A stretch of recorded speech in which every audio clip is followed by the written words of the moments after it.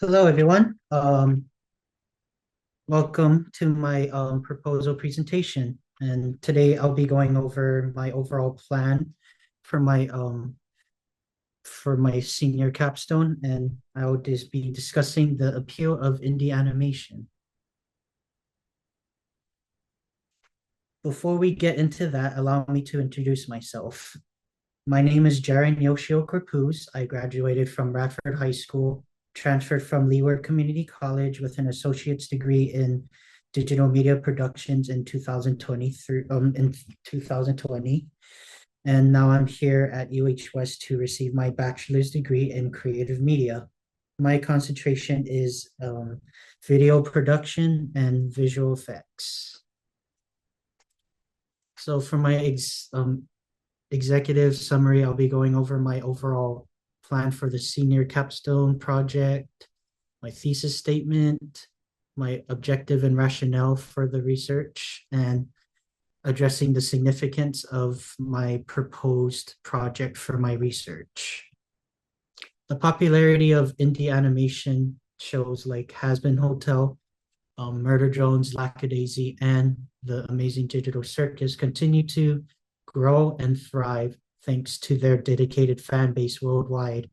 This phenomena illustrates that creators can disseminate their creative content across the internet independently without the need for backing or partnership from a major animation company like Disney and Hulu and Netflix. So, my objective and rationale: all my life, I always drew characters and made up stories that surrounded them within their world. I recently grew to appreciate on how visual storytelling and production quality has a lasting impression on others like me who are eager to share their stories and ideas. I thought to myself, if these creators were able to come up with the an animation series just by uploading online, what's stopping me from trying to do the same? The reason why I was interested in this topic is because I wanted to explore on what makes these animated series on YouTube so unique and appealing, pinpointing on how these independent shows got successful in finding the right audience and support. I wanted to also create awareness for other content creators that self-publishing platforms like YouTube, Patreon, and Kickstarter can be effective tools in sharing your creativity and get a feel for your target audience. And okay, so my project plan or my overall plan for my project is to create an animated short that appeals to a specific audience that would be interested and invested in my series by using these various self-publishing platforms that I'll be mentioning in the next slide. So the first significance on why independent animation is appealing to people on the internet is it offers creative freedom, um, high quality animation, 2D and 3D, original. There's fresh new ideas for each of the contents online, and more toward and it's more mature themes and content. It's not just for kids, it's for everyone. And finally, it connects to the audience in on how relatable it is, and it challenges social norms. The examples for the points I given are from shows like Lackadaisy that follows three anthropomorphic cats during the Prohibition era working to smuggle alcohol for their underground speakeasy with the same name. This is an example of a fresh, original idea that hasn't been done before. And when you look at a show like Digital Circus, it plays on the fact of relatability because the main character, Pomni, is trapped in this world and she's experiencing existential dread. From the outside, it just looks like an ordinary cartoon for kids, right? Wrong. Underneath it shows it's a show that is filled with horror and mysteries, but with a hint of a meaningful and heartfelt moments that just connects with the audience watching the show itself. And finally, we have Has Been Hotel, which is a show excuse me, is a show that challenges social norms and religious beliefs, where this show just follows the Princess of Hell, Charlie Morningstar, trying to figure out a humane way to help sinners get rehabilitate and pass on to heaven without being exterminated from um, heaven above, because that's how they get rid of overpopulation in her kingdom. But she's trying to figure out a way to humanely fix that issue entirely. And the future implications of that is, with the whole, it gives a wide range of content geared more towards a mature audience, making the animation media more relevant and interesting again.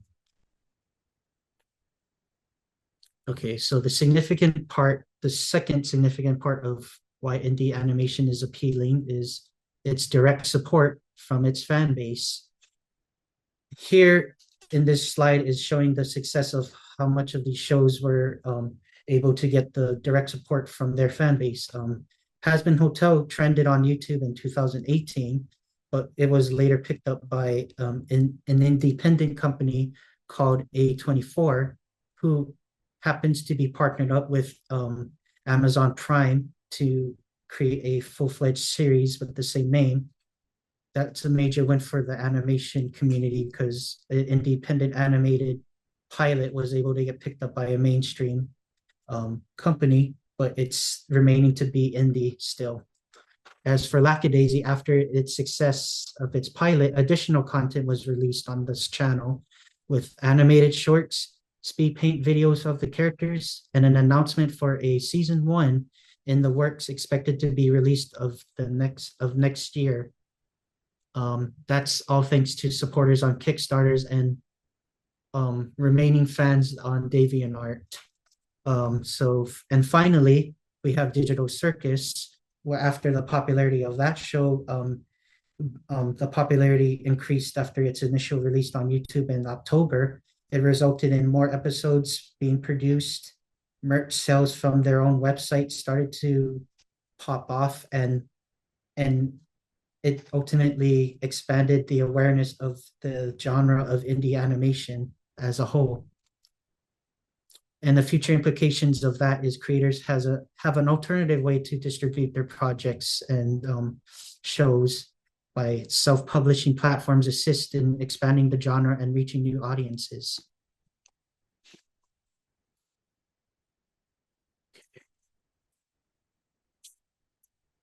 And this graph here, this chart represents the benefits that Patreon offers to both creators and users. Majority of those who use the site go to support the creators, get exclusive content, and get early access by subscribing or even paying for access for the type of page or type of show they are promoting. And what this ultimately means is it encourages the creator to create more content, because there's so many people being engaged with the amount of content they are sharing to their viewers. And for this one, these two are examples on how support from the audience could be beneficial in receiving revenue and monetization towards their productions. As you can see here on the left side, this is the Kickstarter campaign for Lackadaisy. This series was crowdfunded to reach the goal for $125,000 on Kickstarter around July 25th. And in a matter of weeks or days, it made around $1 million, surpassing its initial goal. And by the end, they ended up having $2 million raised to ensure that one season of Lackadaisy was to be released on the channel, and everyone that's part of the production can get paid with that amount of money they are setting up. And on the last chart is the YouTube audience viewership from 2018 to 2023. As you can see here, Hazbin Hotel pilot trended around 150 million views in its first week of the initial debut. And as you can see, that shows like Murder Jones and Lackadaisy started to decrease for a little bit for with viewerships of indie animation. It's not a bad thing though, because they're still in the millions bracket of audience viewerships, but it's starting to get really low. But once Digital Circus started to was released in the fall, it the audience viewership started to pick up right back up to 270 million. So that was an interesting jump. So the ideal target audience for my animated short is young adults who enjoy edgy, tense, and action-oriented animations, as well as people who are also invested in world building and character arcs. The ideal target demographic is 18 through 28 of age, and those who are happen to be content creators and amateur animators and artists that might be inspired by my work to create their own stories, as well as viewers from the United States and other countries. So you might be asking yourself, what is my intellectual significance to my members of my discipline and my community? Okay. I just wanted to create awareness for independent animation for those who don't quite understand the genre itself, giving them a reason to care and be fascinated by it. I also want to motivate other artists and content creators to basically utilize these self-publishing platforms to share their content that may gain popularity someday.